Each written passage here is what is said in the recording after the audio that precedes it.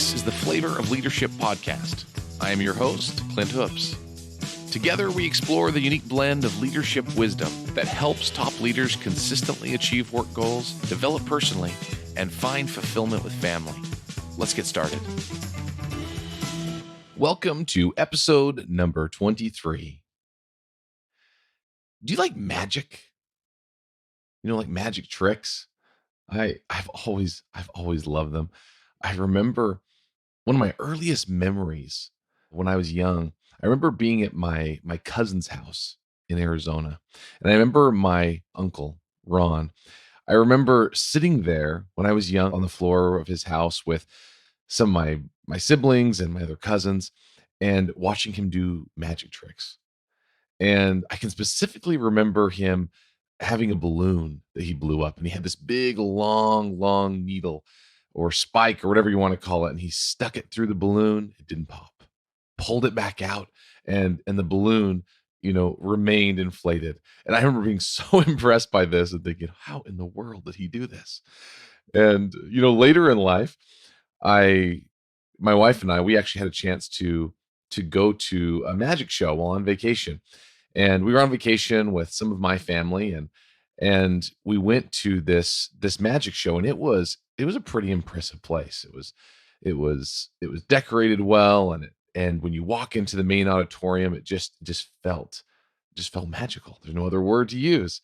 And I remember as we were coming into the auditorium for this magic show, we were walking in with some of my other family, and they came, and one of the workers actually came and separated my wife and I from the rest of my family. And they said, "Hey, we need you for something." And they took us down. Our seats were in the back somewhere.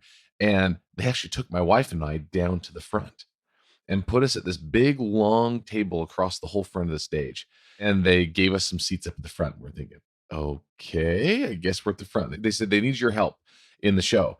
And we're like, oh, okay, I guess we're here. And me and my wife were talking as the show was, kind of getting ready to get started. As they were seating everybody else, we thought, we must have looked like some pretty easy targets or easy people to fool. So, man, we need to show them up, right? We need to figure out what's happening. And so it was funny. We were kind of talking like, all right, we're in the front here. We got to make sure we don't make a fool of ourselves.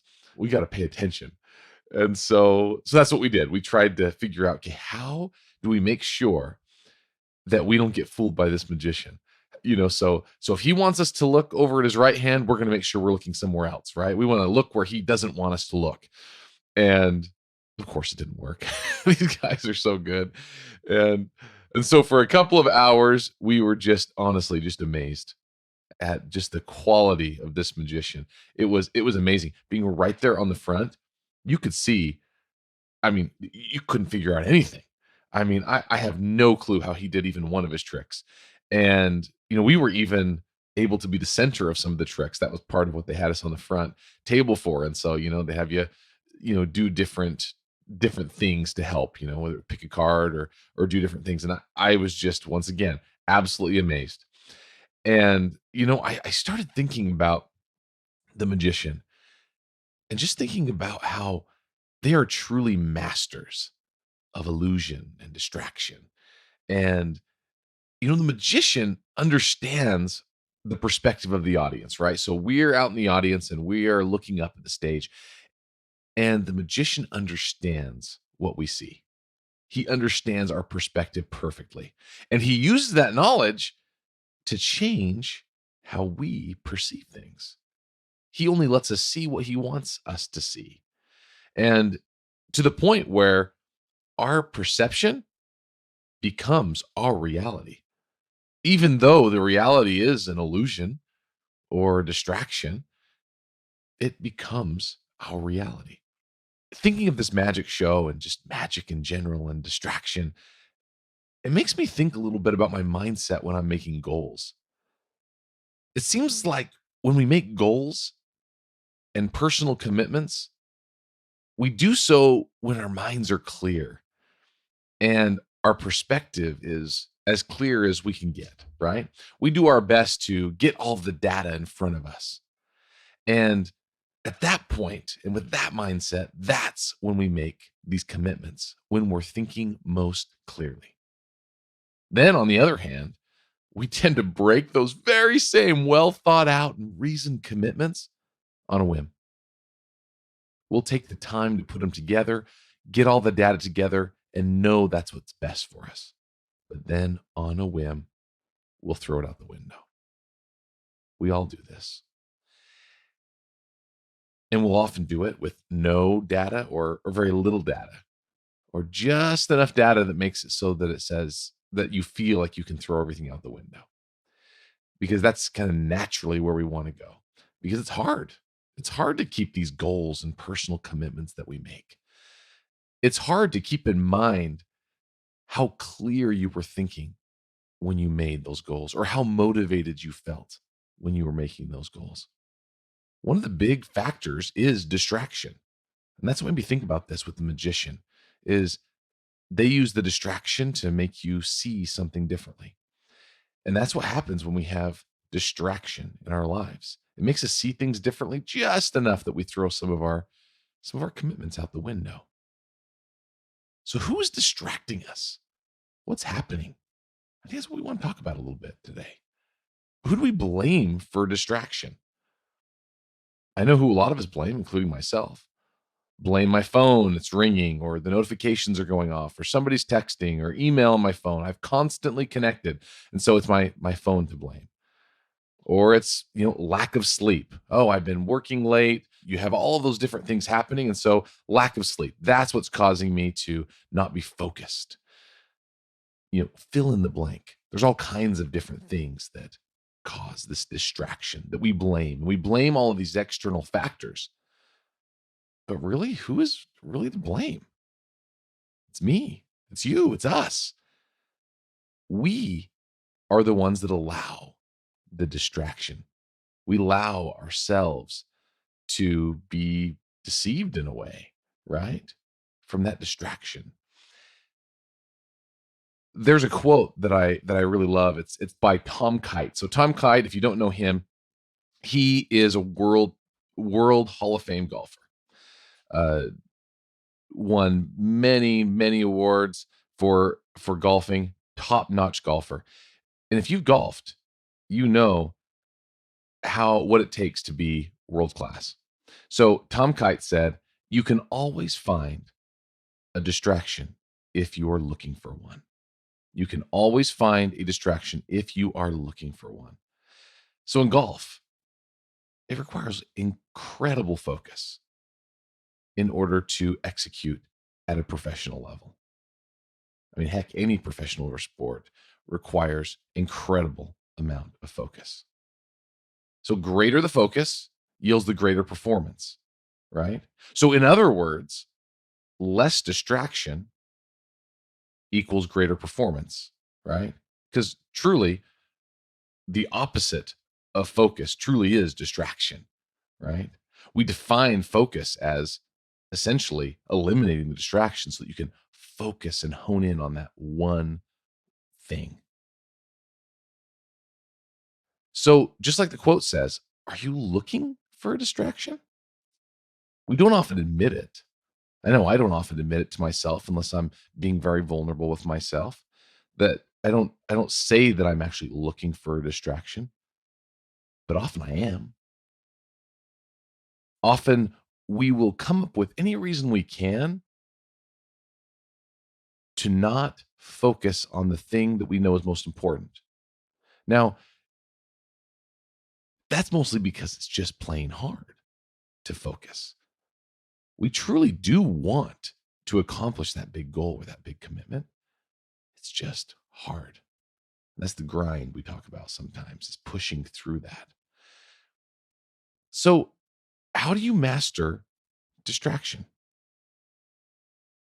Well, first, one of the key focuses we've talked about through the podcast is if you're not clear on what you expect, you are literally asking for distraction. If you don't have that focus and clarity, you're asking for distraction to come and fill your time. If you don't tell your time what to do, so to speak, it will, find its own way.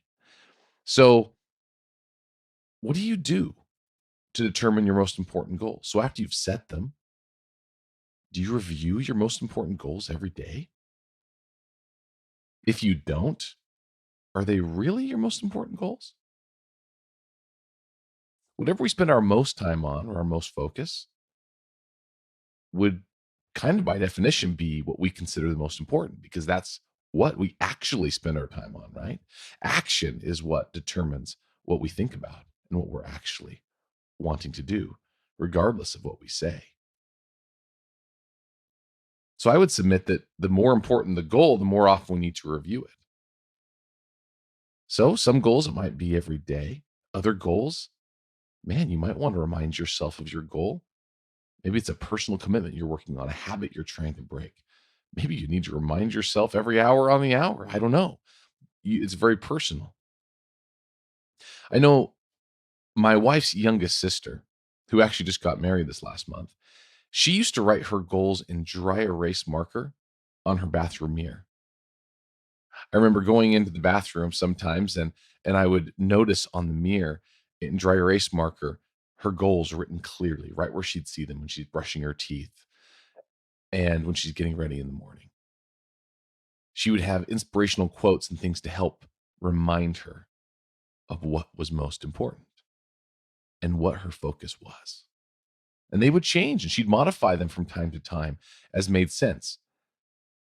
And I don't think you'll be surprised to know that she hits a lot of her goals. When she decides it, she does it. So what if you say, I don't have time for this? That's one of the ones that I know I have used that excuse in the past in my life is I don't have time. And it's a myth. It's a myth. We truly do all have the time to do the things that are most important to us when we decide. We have the opportunity to be a magician for ourselves, right? We have the magic example at the beginning with that master magician who was able to change the perception of the audience, right? Distracting them and creating a wonderful reality for them.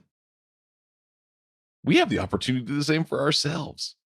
Figure out how to change your perception of a situation and find distractions that are healthy and will help you to be able to accomplish your goals.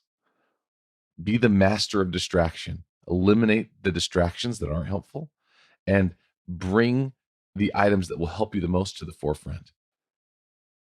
At that point, I guess it wouldn't be called a distraction anymore because it's actually helping you towards your focus. But choose what things you allow into your mind and into your focus. Maybe that will be mean that you don't have your phone with you when you need to focus. Maybe you have a certain phone free time during the day where that's when you accomplish your greatest work. You determine the top goal of the day or the top productivity time that you need. And maybe everyone knows it's blocked on your schedule and you leave your phone in another room if that's what it takes for you. If just turning it off or putting it on silent isn't enough, maybe you have to leave it in your car or leave it in another room for that hour or whatever the time period is so that you can focus. Maybe even a clock can be a distraction. There are times where I will actually leave my phone in a different room and actually take off my watch because I don't want to be looking at the time, watching it go by because sometimes that can distract me from complete focus. Another one that hits me is not keeping a to-do list up to date can actually cause my mind to wander. If I don't have all of my to-dos or the things, critical things I need to be done scheduled, they float through my mind and make it so difficult for me to focus. And I often can't focus till I just write them down. So sometimes before I start doing some intense work that I need to be very focused for, I will actually take out my piece of paper and write down anything that's outstanding in my mind. And I'll set it to the side and my mind knows, okay, that's scheduled. It's going to happen. It's written down. It won't be forgotten. Mind, tell my mind, start to focus. So that's something I do to help master distraction in myself. Another big one is what's called keystone habits. I don't know if you've ever heard of a keystone habit. Um, Keystone habits, I don't even remember exactly where I first heard this term. But keystone habits is just like it sounds. Sometimes in an archway, they have a keystone. The keystone is the is the stone that's right in the center of the arch, and it's kind of the key that holds the rest of the arch together. And so the keystone, if it's removed, the whole arch will fall, so to speak, right? And so keystone habits are habits that when you do them, it helps other habits fall into place. And it's different for every person, right? So, for instance, a keystone habit that I know is really good for a lot of people is to make your bed when you first get up.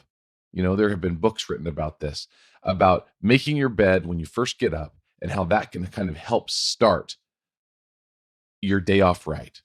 Accomplishing something right out of the gate, doing it right. There are other habits like brushing your teeth, for instance. You brush your teeth before you go to bed, and that can kind of start you down your path to getting ready to having a restful night's sleep. Everyone has different things that can be the keystone habits. At work, you might have a different habit that that, hey, I do this particular thing, and it will lead right into this good habit that I'm trying to establish. There are also red flag mechanisms. Jim Collins, he talks a lot about this, having red flag mechanisms, because red flag mechanisms are things that that you establish to know when something's not going right. So a red flag mechanism can look a lot of ways. Some people will use accountability partners, hey, check in each day to say that I met my goal or I did this. And if you don't, that person knows there's a problem, and they act as a red flag mechanism. In business, often a red flag mechanism is going to be a metric or a number. Hey, if sales fall below this certain point, that's a red flag. If some other metric, customer inquiries fall below this certain point, oh, we need to change our marketing strategy. If fill in the blank, and they are things to help us know and quantify if things aren't going quite right. You can use these in your life. You can decide to install these mechanisms into your life to help master distraction. Just like Tom Kite said above, remember, you can always find a distraction if you're looking for one. So stop looking for them. Become the master of you. So here's the challenge. Identify and seek to eliminate one problem distraction that is keeping you from your goals this week. Be specific about how you will eliminate it. It won't happen unless you are specific. So be incredibly specific. You can do this. You got this. Appreciate you listening this week. Once again, like always, love to hear from you. Love to hear if you have any questions that you'd like us to answer on the show, or if you have any recommendations of topics that you think would be great for other listeners and for yourself. Please send me an email at Clint, CLINT, at flavorofleadership.com, or reach out to me on Facebook or LinkedIn. Until next week.